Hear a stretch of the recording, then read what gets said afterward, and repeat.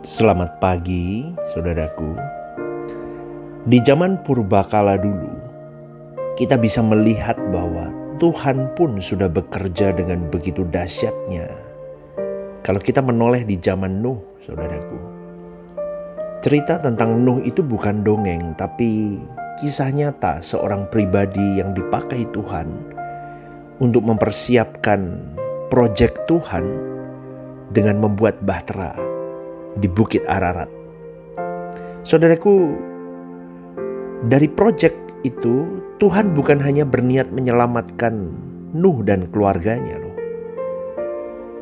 tetapi juga orang-orang yang memang mau masuk ke dalam bahtera itu Tuhan izinkan.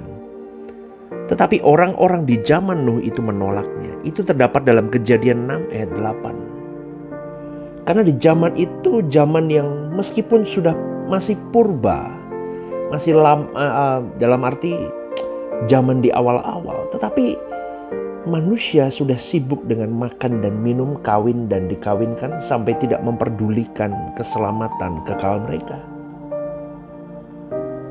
Maka di dalam 2 Petrus 2 ayat 5 dituliskan Nuh disebut sebagai pemberita kebenaran. Maka pastinya Nuh sudah berusaha mengajak orang-orang untuk ikut di dalam proyek penyelamatan itu. Tetapi ternyata tidak ada yang mau, bahkan mentertawakan Nuh dengan segala apa yang dilakukan oleh Nuh. Di dalam 1 Petrus 3 ayat 20 dikatakan juga bahwa Tuhan dengan sabar menantikan mereka untuk bertobat, sementara Nuh masih membuat bahteranya. Bertahun-tahun Nuh memberitakan kebenaran atau seruan pertobatan, dan bertahun-tahun Tuhan dengan sabar menunggu mereka untuk mengubah hati mereka, supaya mereka bisa ikut proyek keselamatan bersama dengan Nuh. Tetapi mereka tetap mengeraskan hati, saudaraku. Mereka tetap keras hati. Dan penolakan manusia pada zaman Nuh tentu bukan rekayasa Tuhan, atau Tuhan telah men-setting mereka atau membuat mereka tidak dapat menerima pertolongan Tuhan. Bukan. Bahtera itu adalah jalan keselamatan agar keluarga Nuh dan semua orang yang mau masuk ke dalam bahtera itu terhindar dari malapetaka. Boleh saya katakan bahtera itu adalah kasih karunia Tuhan untuk manusia di zaman Nuh itu. Tetapi mereka menolaknya. Ini menunjukkan bahwa Tuhan tidak mengubah hati seseorang secara mistik, saudaraku, sehingga membuat seseorang dapat menerima atau menolak pemberian Tuhan. Bukan. Tuhan menyediakan segala sesuatu yang baik bagi semua orang tanpa pilih-pilih, tanpa diskriminatif. Jadi kalau ada orang yang menolak apa yang disediakan atau yang diberikan Tuhan kepada dirinya, itu resiko masing-masing individu di dalam setiap pilihannya. Saudaraku, fakta mengenai kisah Nuh ini penting bagi kita, orang-orang percaya di zaman perjanjian baru ini. Itulah sebabnya Tuhan Yesus memunculkan fakta di dalam pengajarannya. Tuhan Yesus menunjukkan bahwa pola hidup manusia akhir zaman yang sama seperti manusia pada zaman Nuh, yang tidak memperdulikan keselamatan jiwanya. Di dalam pernyataannya Tuhan Yesus berkata begini, dan sama seperti terjadi pada zaman Nuh, demikian pula lah halnya kelak pada hari-hari anak manusia. Pernyataan Tuhan ini jelas menunjukkan kesejajaran keadaan manusia di zaman Nuh dengan zaman kita hari ini. Sama, saudaraku. Ada bahtera keselamatan, tapi ditolaknya dan tidak mau masuk dalam bahtera keselamatan itu. Itu sama dengan Tuhan yang juga memberi kesempatan kepada manusia hari ini untuk bertobat dan diselamatkan. Tuhan dengan sangat serius berusaha menyelamatkan manusia, supaya engkau dan saya, semua manusia di muka bumi ini tidak binasa. Tuhan tidak hanya berusaha menyelamatkan sebagian manusia dengan memberi kasih karunia kepada sebagian orang dan mengunci mereka supaya tidak dapat menolak kasih karunia-Nya. Tetapi Tuhan tidak menghendaki seorang pun binasa. Itu terdapat dalam 2 Petrus 3 ayat 9. Memang faktanya sebagian besar manusia menolak, saudaraku. Hal ini menunjukkan bahwa manusia hari ini memang memiliki kesempatan dan hak untuk menolak anugerah. Kebinasaan itu bukan penentuan Tuhan, tetapi pilihan masing-masing individu. Saudaraku, kegagalan sebagian bangsa Israel mencapai tanah Kanaan pun bukan karena kesalahan Tuhan. Juga bukan karena memang sebagian dari antara mereka ditentukan Tuhan untuk gagal mencapai tanah Kanaan. Bukan, saudaraku. Jika Tuhan bertindak seperti itu, berarti Tuhan itu jahat dan kejam bagi mereka yang ditentukan tidak sampai di tanah Kanaan. Betul nggak? Ya dong, nggak fair. Karena mereka susah payah keluar dari tanah Mesir dan bermimpi bisa memiliki sebuah negeri yang berlimpah susu dan madu, serta tidak di dalam penindasan dari bangsa lain. Ya kan? Ia bukan saja pasti tidak mengupayakan kecelakaan bagi umat pilihannya, tetapi ia juga tidak akan membiarkan mereka celaka.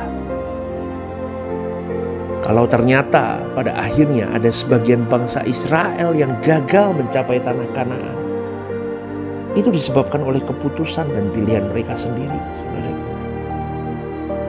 Dalam Ibrani 3 ayat 7-11 dikemukakan bahwa bangsa Israel mengeraskan hati. Lah ini kalimat ini menunjukkan bahwa mereka memilih untuk mengeraskan hatinya sendiri. Tidak mau taat kepada Allah. Coba saudara, tidak mau taat kepada Allah. Itu yang membuat mereka tidak sampai ke tanah perjanjian. Walaupun selama 40 tahun mereka melihat perbuatan-perbuatan ajaib, perbuatan-perbuatan luar biasa dari Tuhan. Dan Tuhan dengan sangat penuh perhatian telah menuntun mereka.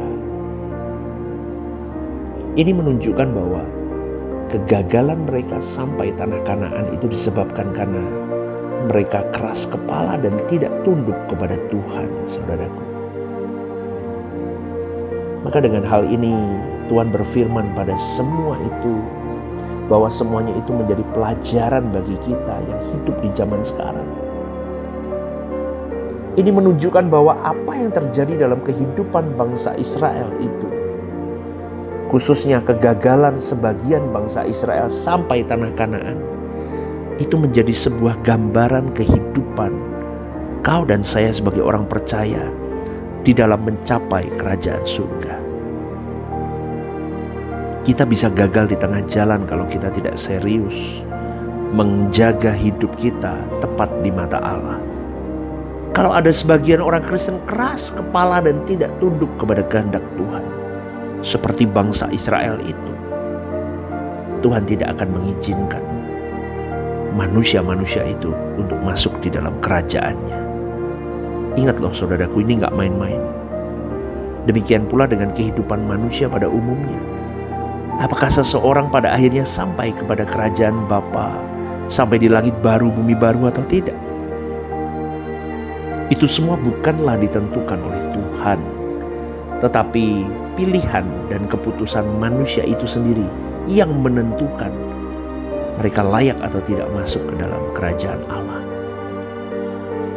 Loh, Tuhan itu menginginkan semua orang kembali dan bertobat. Itu pasti, saudaraku. Tetapi kalau manusianya menolak bertobat, gimana? Tuhan tidak bisa intervensi dalam hidupmu. Karena Tuhan sudah beri kebebasan berkehendak. Bukan Tuhan tidak mampu mengintervensi, tetapi memang Tuhan tidak mau mengintervensi. Karena Tuhan punya tatanan di dalam pemerintahannya.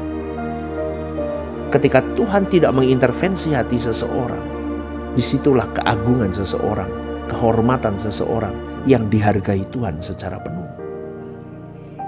Karena Tuhan menginginkan semua orang berbalik dan bertobat dari kedalaman hatinya, dari kesadaran dirinya. Dan Tuhan tidak memaksa seseorang untuk berbalik dan bertobat. Karena Tuhan tidak menghendaki kegagalan bagi orang percaya. Tetapi Tuhan menghendaki dari kegagalan itu seorang percaya bangkit dan membenahi hidupnya lebih baik. Melihat dari contoh Nuh dan perjalanan bangsa Israel, seharusnya kita segera bertobat dari kerasnya kepala kita ini, dari kelalaian kita ini, dari kesombongan kita ini, dari cara kita menyepelekan keselamatan yang sudah Tuhan siapkan. Bahtera keselamatan itu sudah Dia siapkan melalui putra tunggalnya Tuhan Yesus kita. Tapi seringkali kita ceroboh, seringkali kita buang-buang waktu, seringkali kita tidak memperhatikan detail kehidupan kita. Sekali lagi saya tutup dengan satu kalimat. Kalau ada orang yang menolak apa yang disediakan dan diberikan Tuhan kepadanya, itu adalah resiko dan tanggung jawab manusia itu sendiri. Renungkan ini saudaraku. Kiranya berkat pagi hari ini menjadi berkat yang luar biasa dalam hidupmu, yang mengubah hidupmu dan menjadikan dirimu semakin seperti Yesus. Hiduplah kudus dan tetaplah semangat. God bless you.